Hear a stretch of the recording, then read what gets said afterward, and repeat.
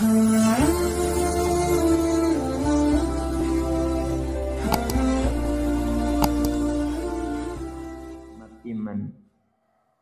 Baik Bapak Ibu sekalian, hari ini tema kita adalah wasiat setelah Ramadan.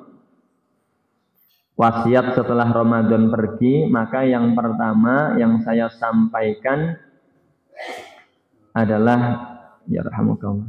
Yang pertama yang saya sampaikan adalah kalimat tahni'ah, taqabbalallahu minna wa minkum, dan selamat bulan Syawal, selamat melewati hari raya Idul Fitri, meskipun sudah telat, sudah berapa hari nih? Hampir 2 minggu nih. Ya pas tengah bulan ini. Maka yang pertama kami sampaikan tahni'ah, ucapan selamat. Tapi di kalangan para ulama terdahulu, kalau masuk bulan Syawal, 1 Syawal datang, tidak hanya tahni'ah yang diucapkan oleh para ulama. Tahni'ah itu misalkan selamat hari raya Idul Fitri, itu namanya kalau bahasa Arab tahni'ah, ucapan selamat. Tapi kalau datang Syawal, ulama itu tidak hanya mengucapkan tahni'ah, tapi ulama juga mengucapkan, menyampaikan kalimat takziyah, tahni'ah wa takziyah. Jadi ada ucapan selamat, tapi ada ucapan takziyah, bela sungkawa. Ucapan selamat karena mungkin kita telah menyelesaikan atau menyempurnakan ibadah di Ramadan. Kalimat takziyah karena tamu Ramadan pergi dan belum tentu amal ibadah kita Allah terima. Ada yang percaya diri amal ibadahnya kemarin Ramadan diterima? Takmir apa imam masjid, yakin apa enggak? Belum yakin. Makanya kadang ada orang mengatakan Syawal itu hari kemenangan. Kemenangan siapa? Belum tentu kita menang. Bisa yang menang kita, bisa yang menang setan gitu. Makanya sering saya diundang untuk ngisi acara ayah halal bihalal, syukuran setelah Ramadan gitu. Dan yang semisalnya saya sering sindir gitu. Ini syukuran untuk mensyukuri apa? Ya syukuran karena sudah selesai Ramadan. Emangnya kita yakin kalau kita ini orang-orang yang menang, dan apakah kita yakin ibadah kita Allah terima? Jangan-jangan bukan kita yang menang, tapi setan yang menang. Jangan-jangan kita merayakan hari kemenangan setan gitu. Contohnya apa? Apakah kita yang menang, apa setan yang menang? Ramadan masjid rame, kaum muslimin menang melawan setan. Syawal datang masjid sepi. Yang menang setan apa kita? Yang menang setan. Loh, ngapain kita rayakan? Yuk makan-makan, ngundang, potong tumpeng, potong kambing. Wong kita yang kalah dari setan. Kita ibadah cuma di Ramadan, Syawal sudah lemas lagi ibadahnya. Yang menang setan itu.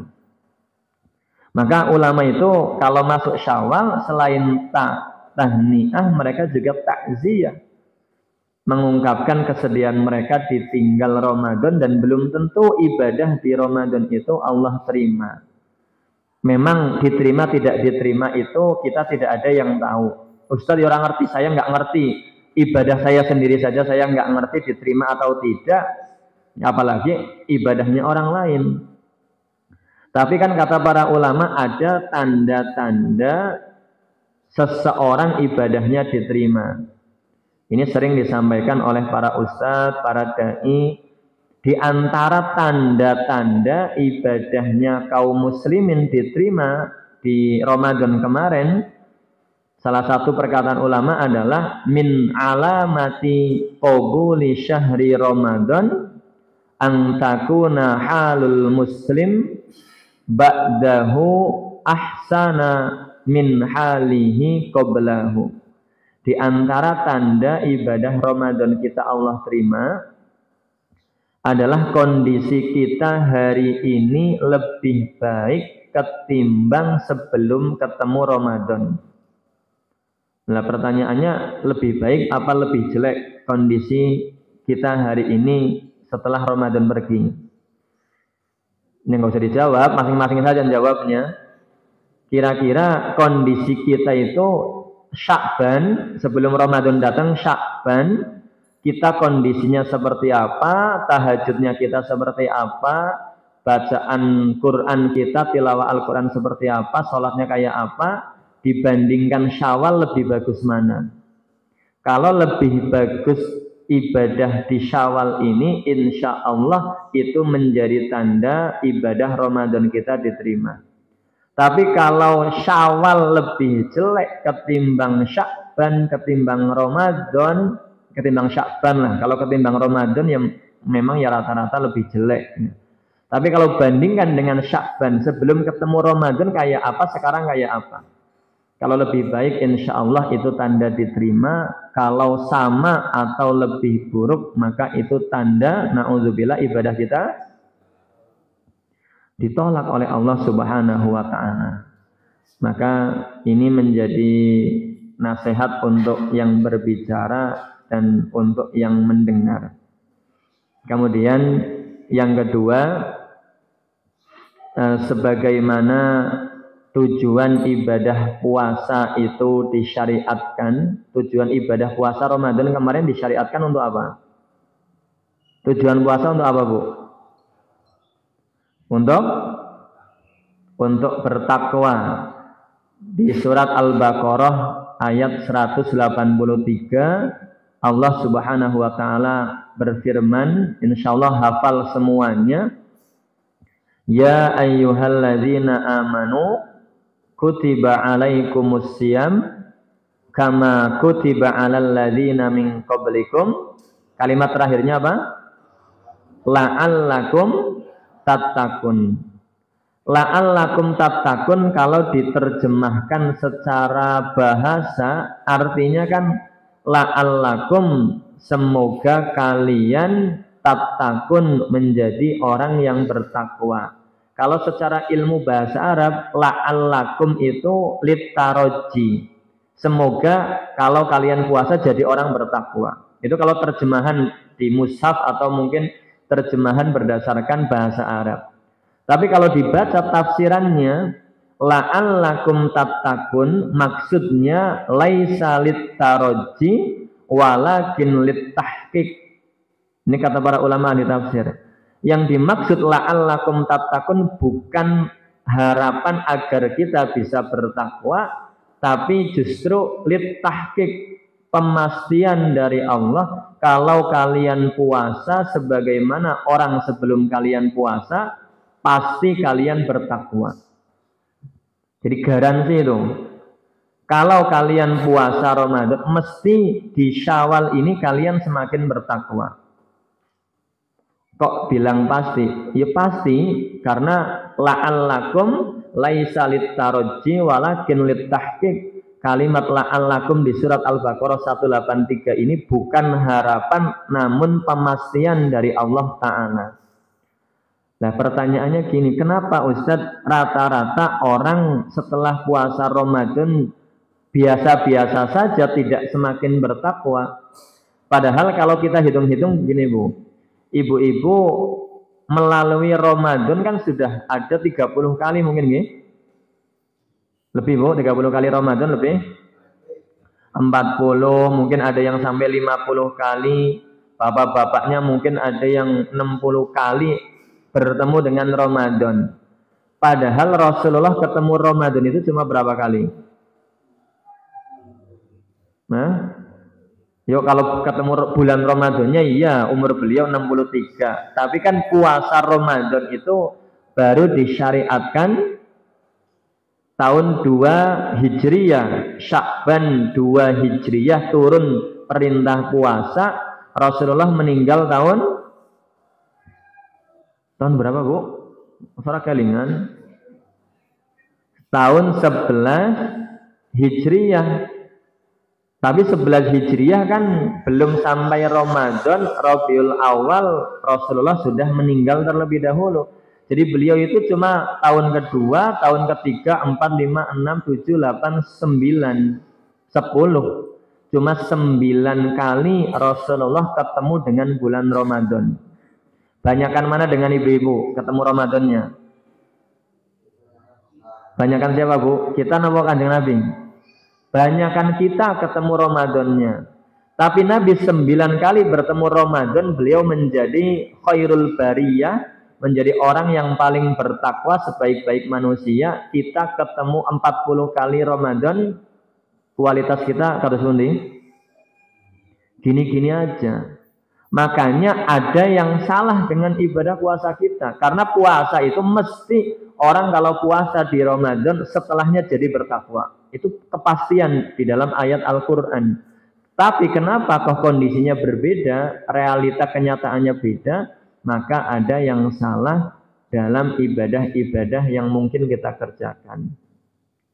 Maka ada nasihat dari sahabat Ali bin Abi Thalib. Ali bin Abi Thalib pernah ditanya, apa itu takwa? Karena tujuan utama kita puasa kan bertakwa itu. Lah Ali bin Abi Thalib pernah mengatakan, takwa itu adalah hiya al-khaufu minal jalil.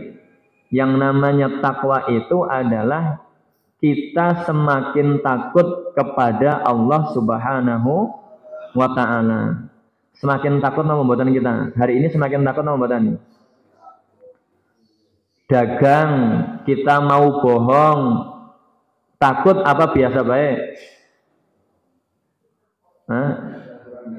Ya, kalau takut itu berarti takwa itu. Karena gini, Umar bin Khattab pernah bertanya kepada Ubay bin Ka'ab, ya Ubay, ma hiya taqwa? Ma huwa taqwa? Wahai Ubay, apa itu takwa?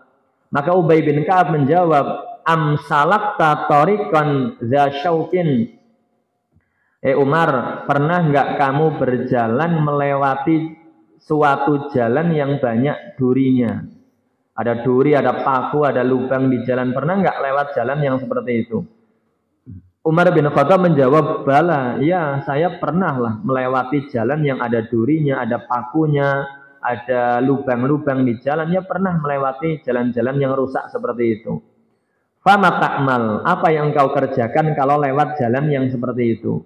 Kata Umar bin Khattab, syammartu wajtahadtu. Ya kalau saya lewat jalan yang rusak, ya saya hati-hati dan saya berusaha memilih mana bagian yang bisa dilewati. Maka kata Ubay bin Ka'ab, fakadzalikat taqwa. Yang namanya takwa itu kayak kita sedang berjalan di jalan yang rusak.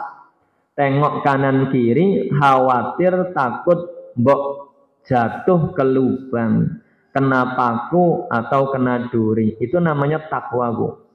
Kayak kita jalan menuju Allah Ta'ala, jalan ke akhirat, kan di jalan itu ada lubang-lubang dosa, ada duri-duri kemaksiatan, ada paku-paku yang berbahaya, sehingga mungkin kita akan celaka. Maka yang namanya takwa, kita semakin takut kepada Allah, hati-hati di dalam berjalan di muka bumi ini. Itu namanya takwa. Kemudian kata Ali bin Abi Thalib, at-taqwa huwa al-amalu bitanzil. Yang namanya takwa itu adalah kita mengamalkan apa yang kita baca dari ayat-ayat Al-Quran. Kita yang kemarin hatam, rata-rata hatam berapa kali Ramadan? 2 kali. Ada yang lebih? Ada yang 5 kali hatam, Bu? Kita hatam mungkin ada yang sekali hatam, ada yang 2 kali, 3 kali, dan mungkin saya suudzon banyak juga yang enggak hatam, ya. Kayane gitu loh. Oh, benar ya Pak? Ya, suudzon aja benar kayaknya. Banyak yang enggak hatam juga.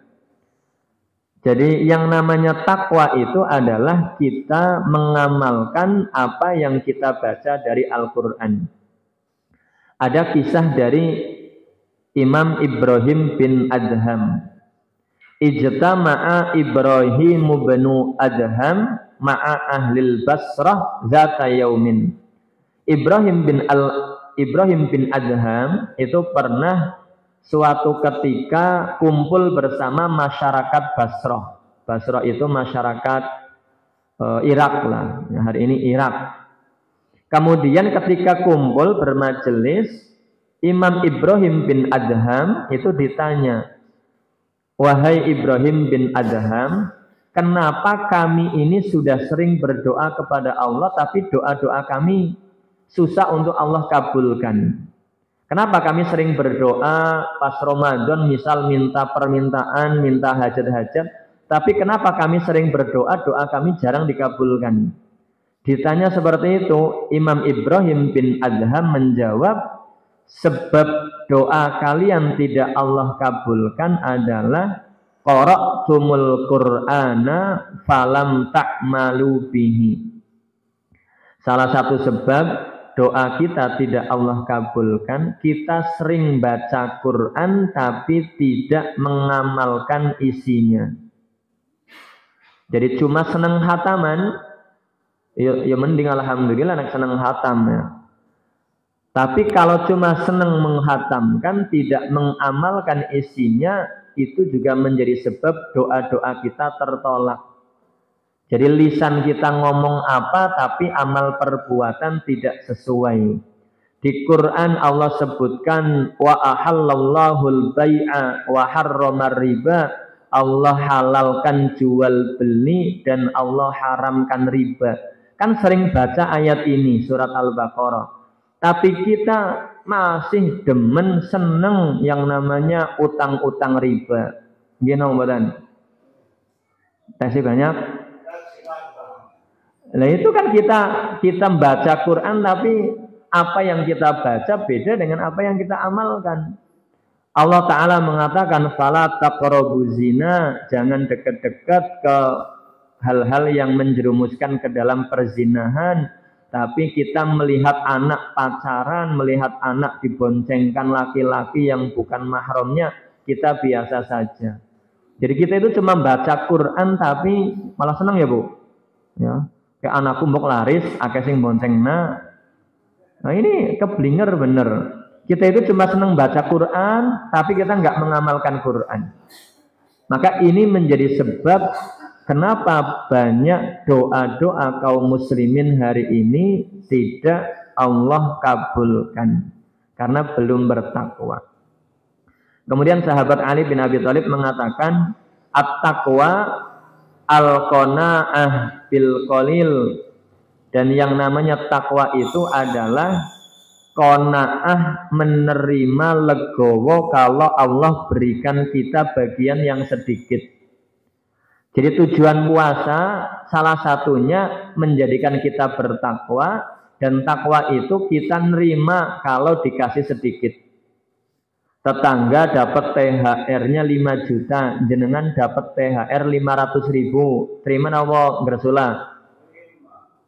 Terima karo ngersula gitu. Misalkan kita yang rajin ngaji, kita yang rajin ibadah, hidup kita seperti ini saja, rezeki kita seperti ini saja. Ada orang yang jarang ngaji, sholatnya biasa, malah dapatnya banyak. Lah puasa itu ngajari kita bertakwa, dan takwa itu salah satunya kita nerima kalau Allah kasih sedikit.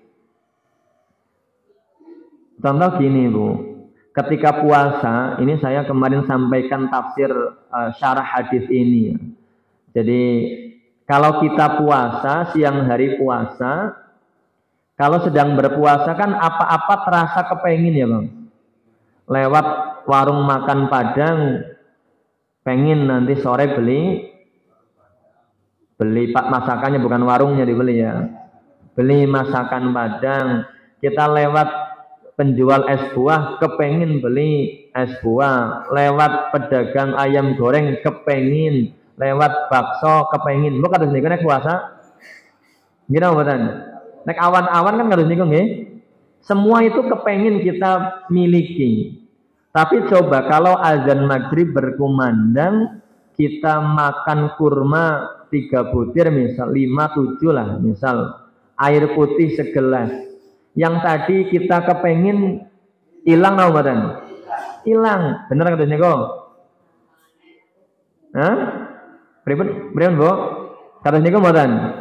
Kan kayak gitu. Kita cuma dengan kurma misalkan 5 butir, 3 butir, air segelas, yang tadi kepengin banyak hal, hilang keinginannya.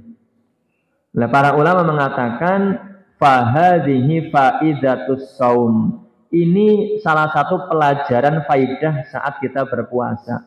Orang itu hidup banyak keinginannya. Lihat showroom motor, kepengin motor anyar. Lihat perumahan yang bagus, pengen beli rumah. Lihat ada tanah yang dijual, kepengin beli tanah. Kan kepenginnya kayak gitu. Apa-apa kepengin. Tapi sebenarnya yang kita butuhkan itu sedikit, Pak. Kayak orang puasa yang dibutuhkan ya paling air segelas, kurma, atau bakwan, mendoan, nasi sepiring udah cukup. Sama puasa itu ngajari kita, yang dibutuhkan manusia sebenarnya sedikit, tapi kebanyakan keinginan. Kepenginannya akeh, tapi sebenarnya kebutuhannya dikit. Yang butuh kan paling ya makan 3 hari sekali, sandang pangan sudah kan cukup. Tapi orang hidup terlalu banyak keinginan sehingga menjadi hamba-hamba yang kurang bersyukur kepada Allah Ta'ala. Ya. Kemudian kata Ali bin Abi Thalib yang terakhir, takwa adalah al-istiqdad liyaumir rahil. Yang namanya takwa adalah kita ini banyak-banyak mengumpulkan bekal sangu untuk sangu mati. Ini yang namanya takwa. Kalau Bapak Ibu mengaku bertakwa sebagai orang yang bertakwa, maka harusnya kita ini menjadi orang yang semangat untuk mengumpulkan bekal. Kalau ibu bapak mau mudik, misal dari Purbalingga mudik ke Jawa Timur, persiapannya lama biasanya. Dan duitnya, bekalnya banyak. Apalagi perjalanan mudik kita itu, mudik ke kampung halaman, jauh apa dekat? Jauh, luar biasa. Bekalnya butuh banyak apa dikit? Banyak banget. Lanjenengan usake apa urung? Nek usake ben cepet. Kita masih sedikit. Wal istiqdad liyaumir rahil. Pernah ada ulama namanya Fudail bin Iyad. Fudail bin Iyad ini pernah tanya kepada seseorang, Pak, berapa umurmu? Berapa umurmu? Maka orang tersebut yang ditanya mengatakan, Sittuna sanah, umurku 20 tahun. Maka Fudail bin Iyad mengatakan, lah nek wis 20 tahun ya kayong-kayonge wis delamaning. Maka kemudian orang tadi mengatakan inna lillahi wa inna ilaihi raji'un. Dijawab lagi oleh Fudail bin Iyad, kamu mengatakan inna lillahi wa inna ilaihi raji'un, hal ta'rifu tafsirahu, ngerti enggak tafsirnya? Tafsir dari ayat inna lillahi wa inna ilaihi raji'un. Surat apa itu, Bu? Surat Al-Baqarah kan wonten ayat itu, inna lillahi wa inna ilaihi raji'un. Ditanya, kamu sering ngomong inna lillah wa inna ilaihi raji'un, paham apa enggak tafsir ayat itu? Maka orang tadi mengatakan, enggak ngerti saya tafsirnya apa. Ini tafsirnya, Bu. Kalau kita sering mengatakan inna lillah wa inna ilaihi raji'un, maka tafsir ayat tersebut riwayat dari Fudail bin Iyad adalah ana lillahi abdun wa ilaihi raji'un. Tafsir ayat ini adalah ana lillahi abdun, kita mengakui bahwasanya kita hamba Allah, wa ilaihi raji'un, dan pasti akan kembali kepada Allah. Faman alima annahu lillahi abdun wa annahu ilaihi raji'un falya'lam annahu mauqufun. Dan kalau kita ngerti kita akan kembali ke Allah, ketahuilah kita ini bakal dihisab, bakal dimintai pertanggungjawaban amal-amal kita. Wa man alima annahu mauqufun falya'lam annahu mas'ulun. Kalau kita ngerti akan dihisab, harusnya kita tahu kita akan ditanya berbagai macam pertanyaan. Faman alima annahu mas'ulun falya'lam falyu'idda lis-su'ali jawaban. Maka barang siapa yang ngerti akan ditanya, persiapkan jawaban untuk pertanyaan-pertanyaan di akhirat. Sudah buat contekan untuk pertanyaan ujian di akhirat? Nah, bapak-bapak? Nah, orang dipikir sudah ini apa belum? Sudah persiapan apa belum wawancara di akhirat? Kemudian gini, orang tadi mengatakan gini, famal hilang, wahai Imam Fudail bin Iyad. Terus kalau kita nanti ditanya di akhirat, jawaban yang bisa menghindarkan kita dari hukuman Allah itu apa? Ini kunci jawaban yang dikasih tahu oleh Fudail bin Iyad.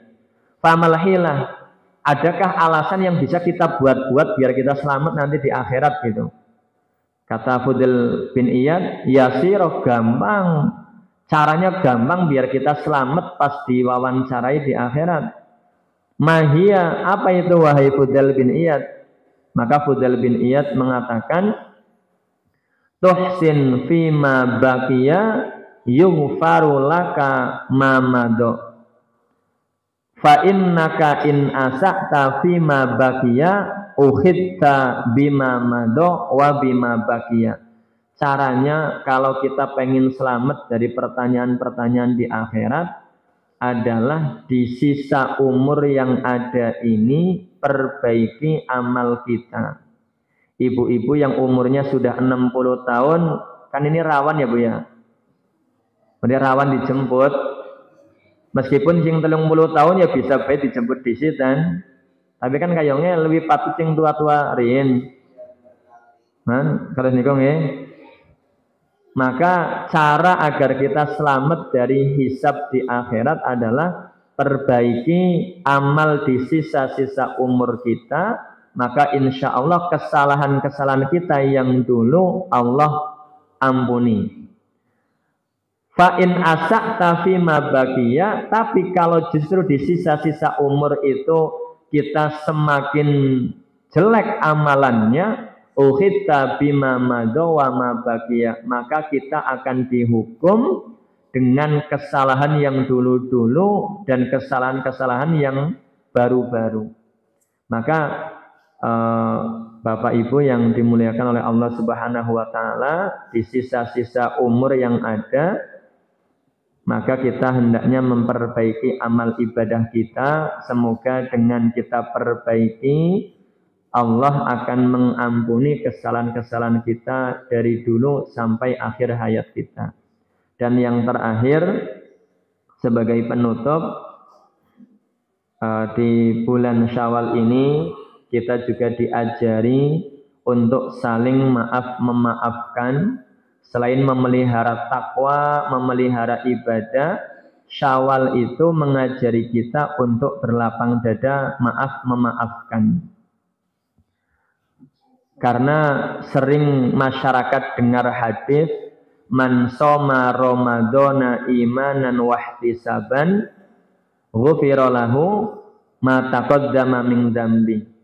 Sering kita mendengar orang yang puasa Ramadan dosa-dosanya akan Allah ampuni. Ingat, yang diampuni itu cuma dosa kecil. Jadi banyak kita terlalu bangga kalau puasa, rampung puasa, kita kembali bersih. Idul Fitri kembali bersih karena dosanya diampuni oleh Allah Subhanahu wa taala.